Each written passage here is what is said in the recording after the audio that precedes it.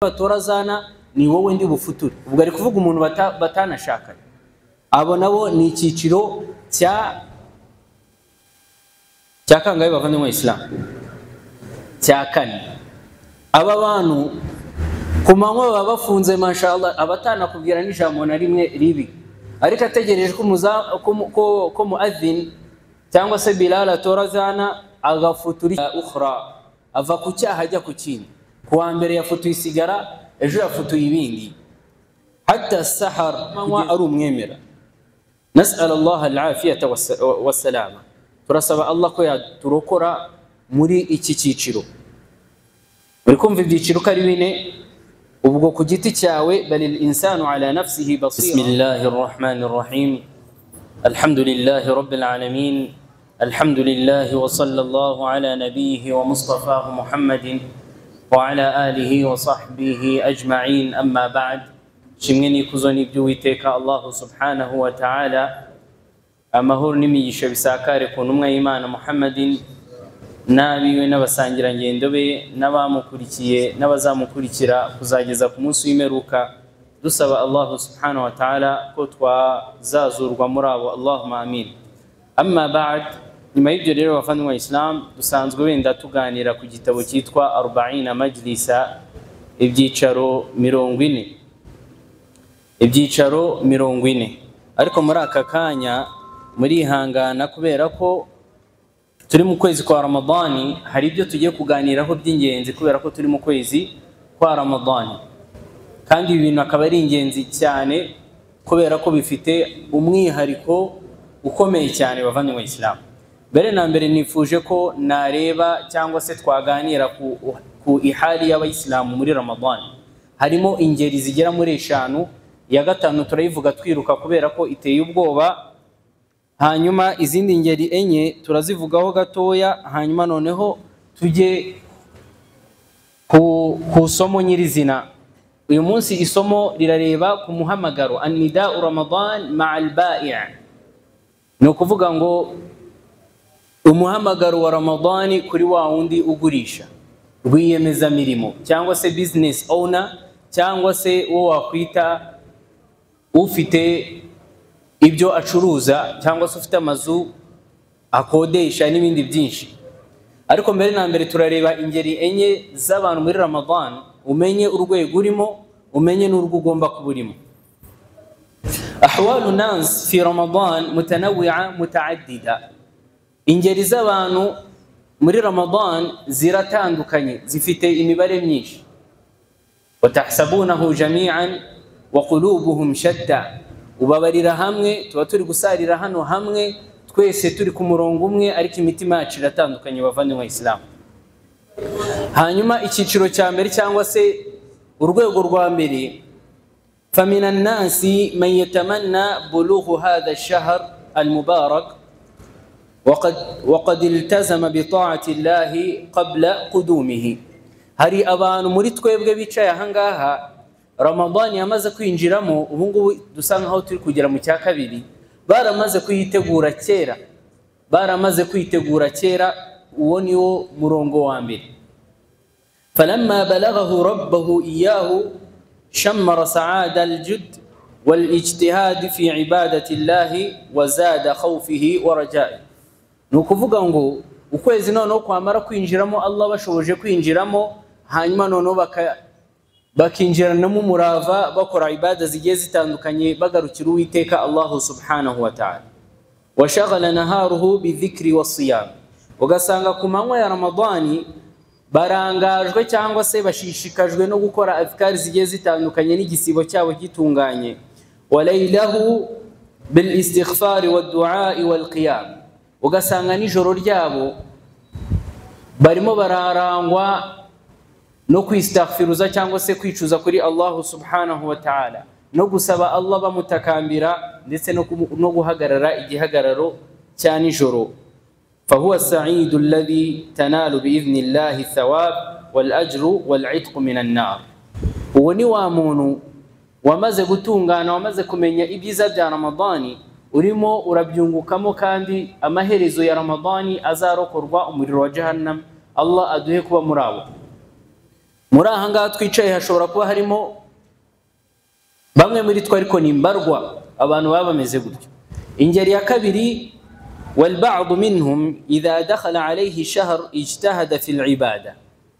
abandi nabo iyo kwezi kwinjiye bahita nabo batangirana umurava muri ibada. تجده محافظا على قراءة القرآن صباحا ومساء. وبسانغ كمانوا بسم قرآني نجور بسم قرآني ما شاء الله. ومؤديا صلاة التراويح والقيام. باغستاري نزا صلاة التراويح باغهجر بهجر بداني جرو. فإذا انتهى الشهر عاد إلى ما كان عليه من قبل. ariko kwezi kwarangira bakisubirira mu byo bari barimo. Wal-iyadhu billah. Allah turinde kwa muri iki cyico. عاد إلى معصيتي فهذا لم يعرفه ربه إلا في رمضان. abangaba ntago bamenye umurezi wabo cyangwa se imana yabo usibye muri uku kwezi kwa Ramadan. كما قال إمام أحمد بن حنبل رحمه الله. nkuko Imam Ahmad ibn Hanbal abitubwira nagaragaza n'ububi bw'aba banagira ati bi'sal qawmi alladhina la ya'rifuna Allah illa fi Ramadan. ngo birahagije kuba ari wa muntu mubi uri mubi cyane kuba ntago azi Allah, ntago azi gukora ibada usibye muri Ramadan gusa. Allah aturinde kuba muri abo. Iki ni igice cya kabiri cyangwa se ni ingeri dusanga cyangwa se ibyiciro by'abantu muri Ramadan. Ese icyiciro cyanjye nawe kiri he? mu bambere cyangwa mu bakabiri? Reka tuvuga ba gatatu.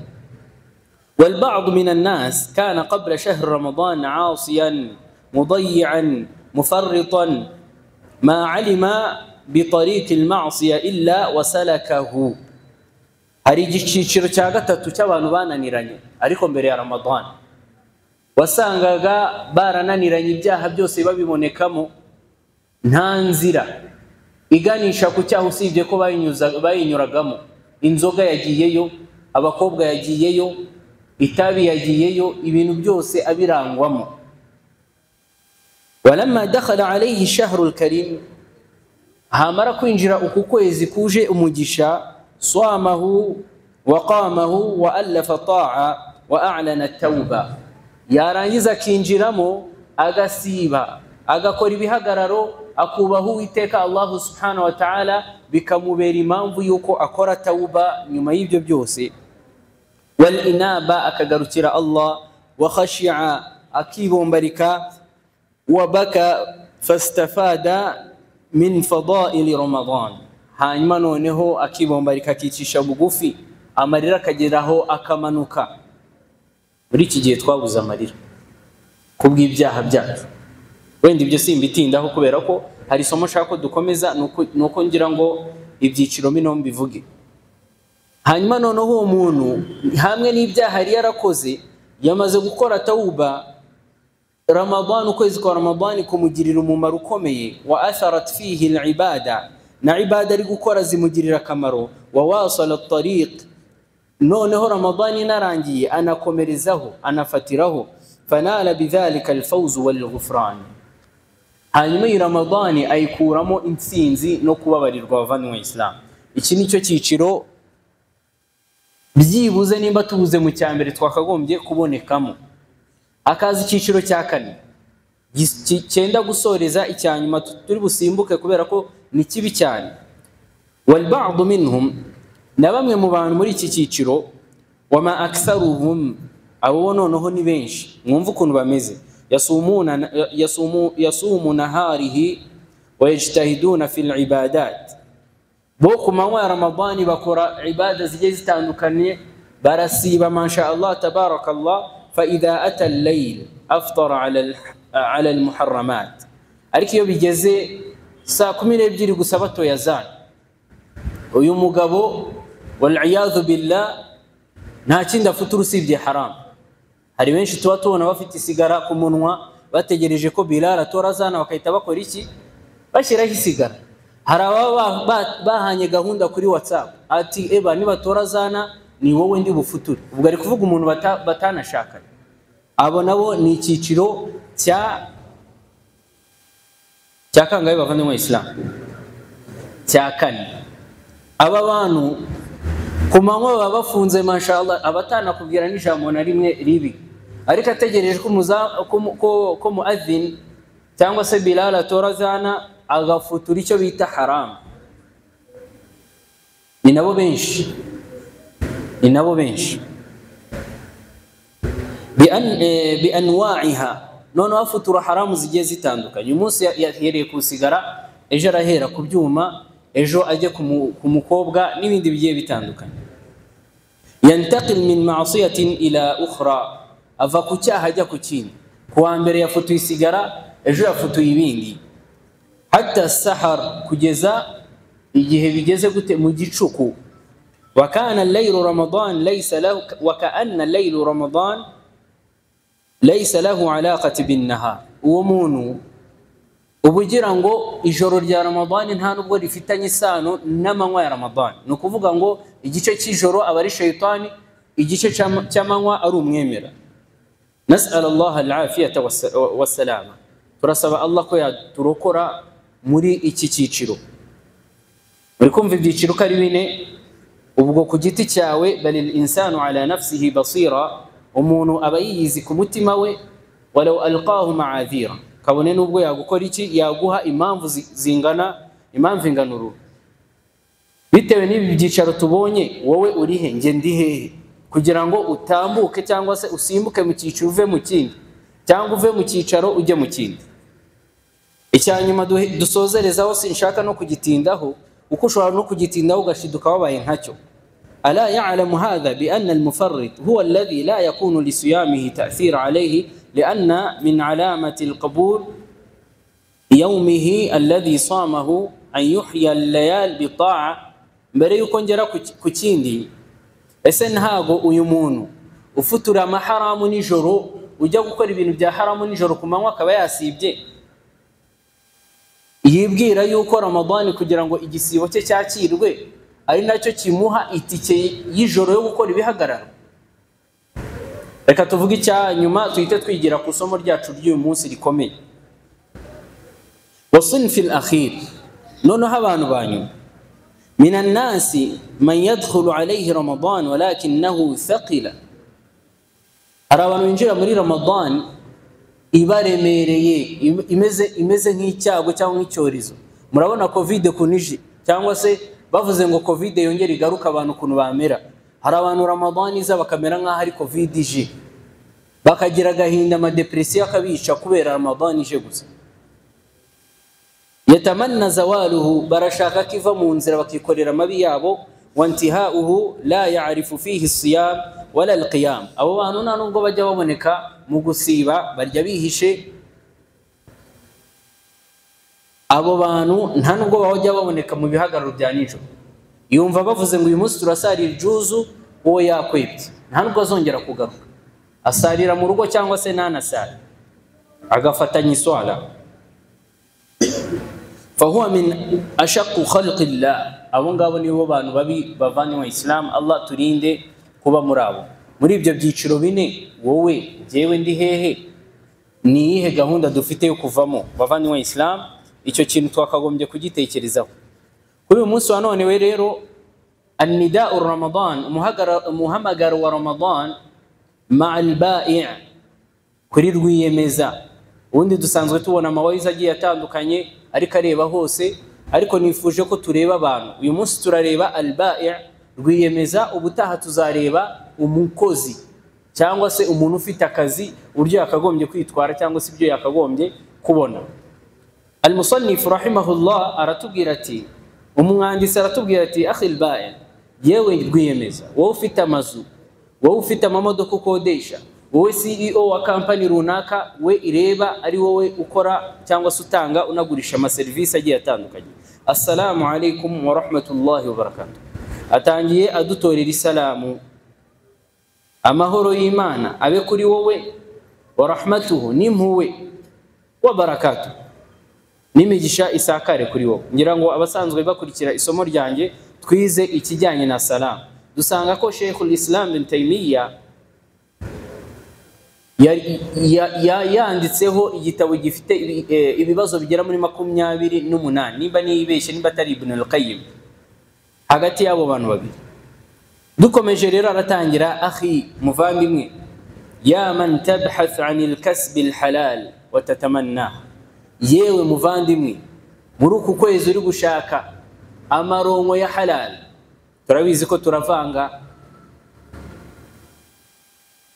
wavanze umutungo wa halal na haram ariko muri aka kanya shaytan zirafunzwe turi kurwana no gushaka amarongo ya halal unabyifuza ko amarongo yawe yaba halal alafta nadharaka wa anta fi hadhihi ash-shahr reba muri uku kwezi kwa Ramadan ibi bintu byagufasha bavandimwe Islam wa fi ghayrihi na nyuma yayo min shuhuri ila ma yali ibintu bigiye gukurikira tugiye kubivugaho ihris ala tartib waqtaka fala taj'al ad-dunya akbar hamma gerageza upange gahunda barnamij cyangwa se timetable ushobora gukora gahunda zawe ariko niwibagirwe izuwiteka Allah subhanahu wa ta'ala nugire cyangwa se nutume inumbero yawe nini iba business yawe ku buryo ugeraho ukimiki ukima ibada zawe muri uku kwezi kwa Ramadan kubera ko shaytani ziba zifunzwe nudakora ibada muri uku kwezi kwa Ramadan uzazikora ryari shaytani bamufunguye idha akhafa an yantahi ash-shahr wa anta lam tabda ba'd bi'ada'i an-nawafil ugomba kugira ubwoba yuko iyi Ramadan dusigaje iminsi mike ayyama ma'dudat ishobora kurangira utaramaze kujya kuri gahunda ya nawafil yo gukora amasuna agiye atandukanye mina sala haba amasuna y'iswala wa dhikr ndetse na azkar birababaje kuba turi abayisilamu dufite amakampani Allah yaduhaye atari uko ubwenge bwacu rimwe na rimwe twaragambaniye abantu kugira ngo tuyagereho bikaba binatunanira kwicara muri muduka ryawe mu byo ufite hatarimo n'umuswala udashobora kwicara ngo ubone mu mushaf ushobora kuba wafata Qur'an uticara bisayine nizigera ngo ukore salatu duha byabara agahinda ari na aibi komeye cyane wa dhakara wa nahwuha wa dhikri wa nahwuha ndetse na azkar zigiye zitandukanye n'ibindi bigiye bitandukanye fa'ati kulli dhi haqqin haqqahu gerageza uhe buri kintu kuri kwacu nimba ari ibada uziharire ibada nimba ari igihe cyo gucuruza ubikore kandi ubikore utinya Imana Allah subhanahu wa ta'ala ratubwira muri Qur'an suratu Talaq aya gatatu ومن يتق الله يجعل له مخرجا umuntu utinya Uwiteka Allah subhanahu wa ta'ala amuha gukora iki amuha ubusohokero bavanywe Islam wayarzuquhu min haythu la yahtasib akamuha kuba yamuha riziki cyangwa se yamuha amafunguro mu buryo atateganyije cyangwa se mu buryo atazi nawe ubwe tawakkal ala Allah haqqa tawakkulihi yewe muntu ufite ibicuruzwa cyangwa se rwiyemezamirimo iringira Imana ukuri ko kuyiringira fallahu yarzuqu man yasha'u bighayri hisab kubera ko Allah agabira uwo shatse cyangwa se abuha amafunguro uwo shatse atanamubaruriye niyo bukeka ko iyo nzu yawe ukodesha abantu baguha amafaranga ari babandi ba betting abavanywe Islam uri kwibeshya turi gushakira ubwinshi mu mazi ahubwo turi kwirundaho umuriro n'ibitekerezo byinshi no kutaryama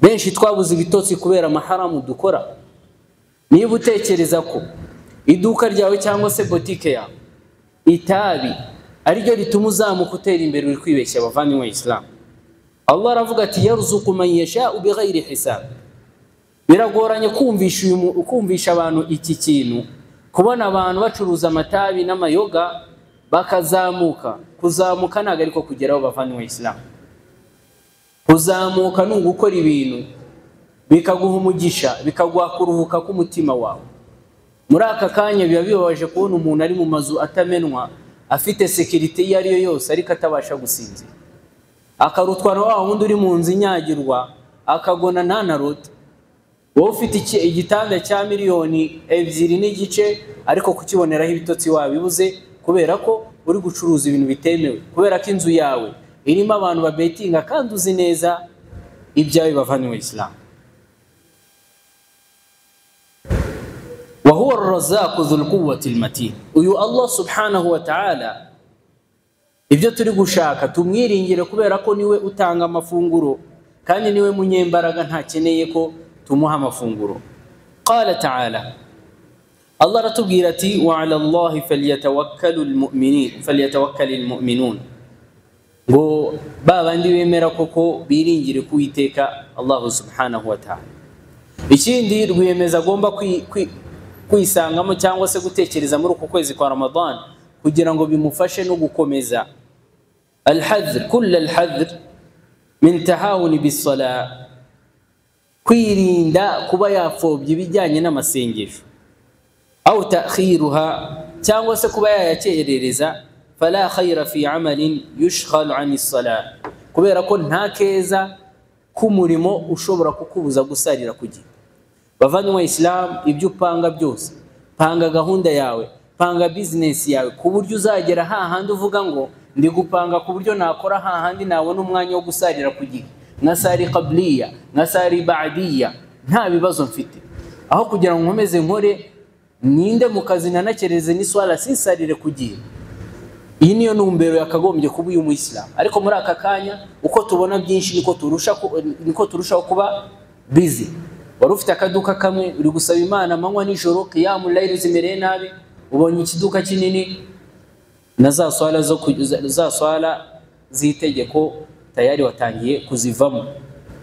Ndi busy, urabona kwishyura imisoro n'ibiki, ibyo byose ni ibyo twiha cyangwa se ni impamvu zingana ururo twiha kandi tuzi neza utanga. Abavanywe Islam, uri mu Islam uraha yakagombye kuba atekereza niki nazakora kugira ngo ngere kuri rwa rwego nsari nkakora ibada zanye nta muntu ndi ku mutwe, nkasari nkakora zikar, navuga ngo ngiye gusaringa akazi nagataye. Bavanywe Islam, nubikora gutyo Allah azabiguha kandi uzabaho neza, uzagera no muri rwa rwego rumwe rw'abarabu tujya tubonaho baza kwicara noneho basigaye bafite akazi ko gukemura ibibazo by'abantu.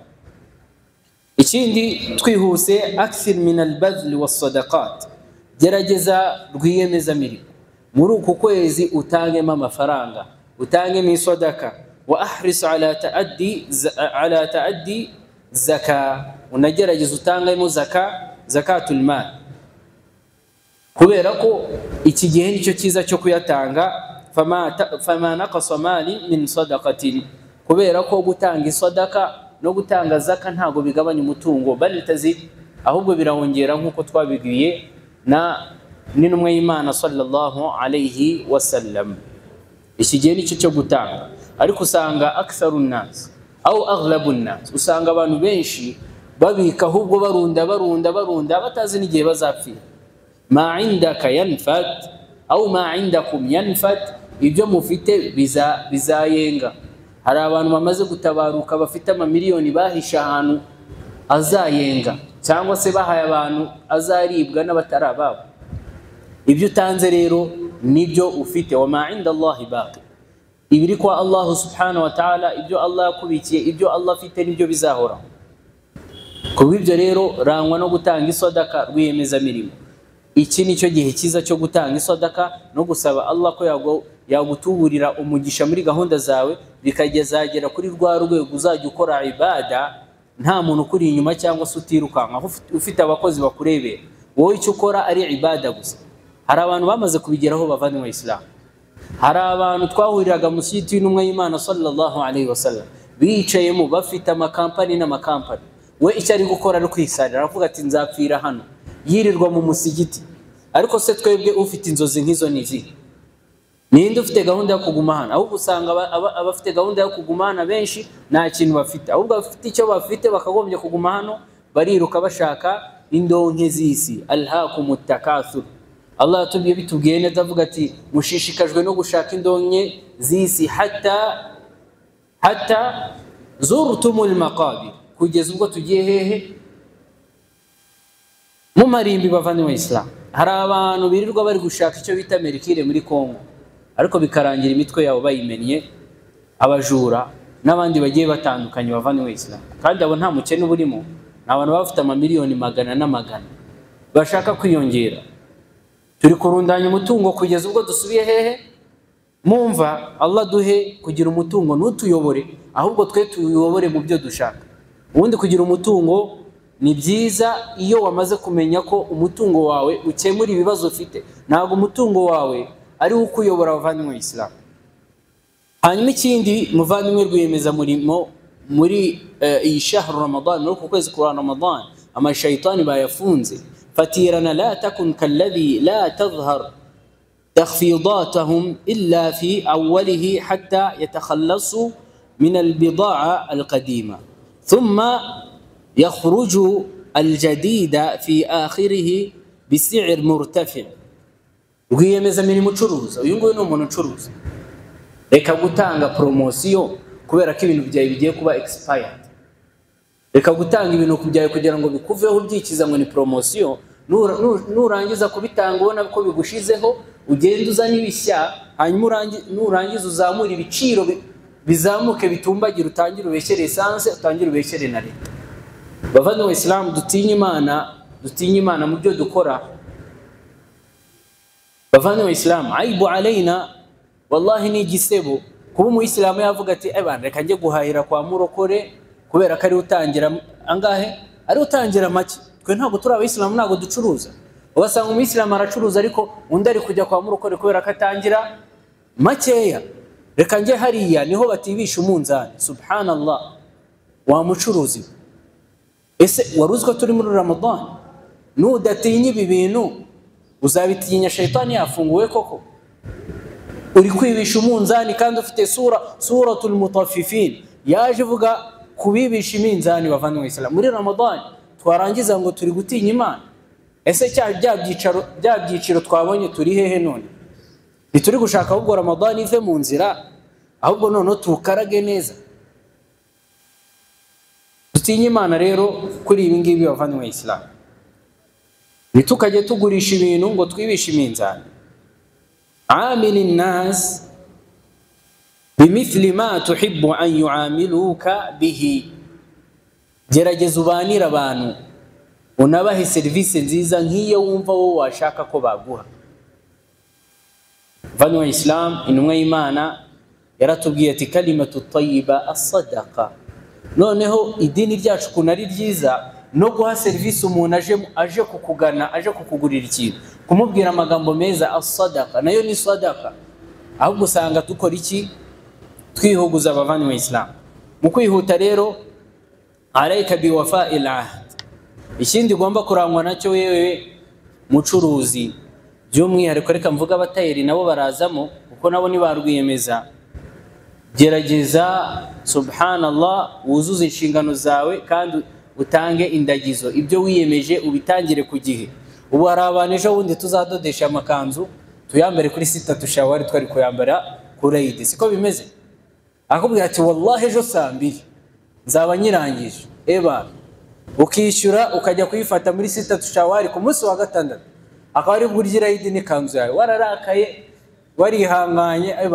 abantu bababiswa cyane cyane abatayeri, mwihangane kubivuga gutya kubera ko ni ibintu bimaze kubaho ku buryo umuntu, hari n'abasigaye bazana Qur'ani bakabarahiza ati rahira kuri Qur'ani uzama kuri 29 ati we nzayibo hejuru akanayirenga. usibye ko no kurahira kuri Qur'ani ari ibintu bitigeze bigaragara mu gihe cy'intumwa y'Imana sallallahu alaihi wasallam. batayeri, bantu bagurisha imyenda, mwibeshya abantu, gerageza wuzuze inshingano, urye bike aho kugira ngo urye ibintu wabeshye, kubera ko arisk cyangwa se umutungo utangwa n'Uwiteka Allah subhanahu wa ta'ala, ntabwo bwinshi uzabona aribwo busobanuye kugera ku byiza. niho hahandi umuntu afata amafaranga menshi yabonye koko ariko ari kuyabona mu kubeshya, ejo agaterura imodoka cyangwa se agafata imodoka yagenda igakora accident, y'amafaranga yabonye akahita ayakoresha iki? ayakoresha imodoka, byose bikaba bihombeyemo, akagura ikintu yarakeneye kigahita cyangirika. niba dushaka umugisha mu bintu rero dufate ibyo dushoboye, tubona ko tuzana tanga indagizo, ibyo twavuze tukabitangira igihe. iri somo riri kureba barwiyemeza. hanyuma ikindi, dalili y'ibyo turi kuvuga hano, Allah aravuga muri Qur'an, wa awfu bil ahd innal ahda kana mas'ula. Allah aratubwira ati mujye mwuzuza isezerano kubera ko muzaribazwa ku munsi w'imperuka. Ibyo ni itegeko guturuka kwa Allah subhanahu wa ta'ala. akhil ba'i, yewe rwiyemeza waffaqaka Allah hadara an yakuna fi bida'atuka shay'in mimma harrama Allah, itonde yewe rwiyemeza mirimo wirinde kuba wagurisha ibintu Allah yaziririje. Kuba abantu bagura ibintu muri wowe bishobora kuba bitemewe bijyanye n'urukozasoni wa dukhan n'amatabi wa ashritatul alvideo n'amavideo adahwitse wal ghina ndetse n'imiziki wal alat al azf ndetse n'ama instrumentale cyangwa se kugurisha ibintu byo kuririmbisha wa awani dhahabi wal fidda ndetse yewe mucuruza. Kubera iki? Kubera ko intumwa y'Imana sallallahu alayhi wasallam iratubwira iti la tashrabu fi aniyati dhahabi wal fidda, nimuzanywere mu byombo bya zahabu na feza. Nanone muvandimwe mu Islam, ayuha al-ba'i' yewe rwiyemeza ta'lam khuturatul ghish wan nusus al-warida, urabizi ububi bwo guhisha cyangwa se bwo gutirisha, bwo kugurisha ikintu gifite inenge. Wa minha qawluhu sallallahu alayhi wasallam, imvugo y'intumwa y'Imana iravuga ati man hamala alayna silah falaysa minna, umuntu uzadutunga imbunda ntago ari umwe muri twe. Wa man ghashana falaysa minna, n'umuntu uzatirisha cyangwa se akabeshya ntago ari umwe muri twe. Bya bindi byo kwibisha iminzani n'ibindi byinshi byo guhisha inenge. Wa iyyaka akhi mubarak min an-najash, irinde umucuruzi kuba wakoresha mugenzi wawe kugira ngo mushyire ikintu ku giciro kiri hejuru kugira ngo umuntu naza akigure ku giciro kiri hejuru. Ibyo bintu bikunze gukorwa n'abacuruzi cyane. Ugasanga umuntu aje kugura ikintu bafite mugenzi we babyumvikanye uza akahita ashaka kukigura ku mafaranga menshi ariko atagambiriye kukigura kugira ngo wundi bari kumwe ibone agaciro kacyo, ahita avuga ati cya kintu kirahenze. Izo gahunda zirakorwa cyane hariya ku maposta. Allah turinde nihagira umuislamu uboneka muri izo gahunda. Biqawlihi, intumwa y'Imana iravuga ati la tanajashu, nimuzazamurana ibiciro mu bicuruzo. Hanyuma ikindi ndi kugana ku musozo, wa min al-ghish ikhfa'u 'ayb bida'a, no mu kugutirisha twabonye ni ukuba wahisha inenge y'ikintu. Ugiye kugurisha imodoka urabizi kishaje ariko isize irangi ryiza cyane, usize moteri irangi kugira ngo igaragaze ko ari nshyashya kandi ishaje. Ugiye kugurisha ibintu ufashe amakara meza yashize hejuru, incenga uzishyize munsi. Ibyo bintu byabaye ku gihe cy'intumwa y'Imana sallallahu alayhi wasallam, gihe yajyaga mu soko ikazamura ibiribwa, yareba munsi ikabona hari ibyanambye, ikahita ibaza umuntu uri kugurisha ibi ni ibiki. We umuntu ugurisha aramubwira ati nuko izuba ryabikubise ariko byari bimeze neza. Aravuga ati ibi bintu ntago bihwitse, wakagombye kuba ari byo ushyira hejuru, uza kugura akabibona akabigura bijyanye n'igiciro cyabyo. Icyo gihe niko intumwa y'Imana sallallahu alayhi wasallam yamubwiye. Hanyuma mu gusoza, akhi iyyaka wal ghadr wal khiyan, uvandimwe Islam irinde kwiba no kurangwa n'ubwangizi cyangwa se kugambana. Wa akal amwal an-nas bil batil, no kurya umutungo w'abantu mu bintu by'amahugu. Yaqulu sallallahu alayhi wasallam likulli ghadir لواء عنده استوى يوم القيامة يرفع له بقدر غداره إلا ولا غادر أعظم غدرا من أمير عامة.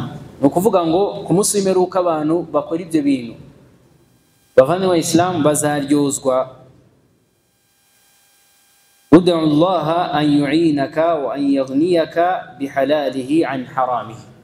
Asoza asaba cyangwa se akugira inama yo gukora iki, yo kuba Allah wamusaba akagushoboza ukava muri izi gahunda zo kurya ibintu bya haram, ahubwo ukabyira ibintu bya halal. Wa wundi ufite inzu yo kubetingamo, ntaga amafaranga yawe ashingiye muri haram, ushobora no kuyiha umuntu wa halali kandi akaguha umutungo umeze neza. Aka kanya niko ko guhinduka abavandimwe Islam. Nimba udahindutse nonaha uzahinduka shayitani bazifunguye. Nimba udahindutse nonaha mu gihe imiryango ibifunze y'umuriro, tuzahinduka ryari bavandimwe Islam? Nyuma ya Ramadan abandi batangiye gusubira mu mabi. Ni muri aka kanya ko gusaba Allah subhanahu wa ta'ala ko yadufasha akadushoboza kuba twava muri ayo mabi, kuba twatangira gucuruza amasigara tukayavanaho, kuba twatangira gukora ibindi bigiye bitandukanye bishobora kuba bihabanye n'amategeko y'Ubuislamu, ndetse na wa munzani wawe ukawuregera neza ugasubira ku murongo. Aka niko kanya keza ko kubikora. Nitutabikora nonaha bavandimwe Islam, nta kindi gihe tuzabona, nta yandi mahirwe dushobora kubona. Uyu munsi ushobora kuba ari uwa nyuma, iyi minsi ishobora kuba ari nka chance baguhaye kugira ngo wisubireho, naho ubundi bitari ibyo bazadukorera icyo bita istidraj. Istidraj ni ukukureka ukakora ibyo ukora, ubundi umunsi bagufashe mpiri bakagufata ibintu byose noneho warabirunze. Allah ati sanastadrijuhum min haythu la ya'lamun, tuzabareka batera imbere bidegembye, wa umli lahum inna kaydi matin, ubundi tubafate mpiri tubagwe gitumo. Byukuri bavanywe Islam, Allah turinde kuba muri abo bantu.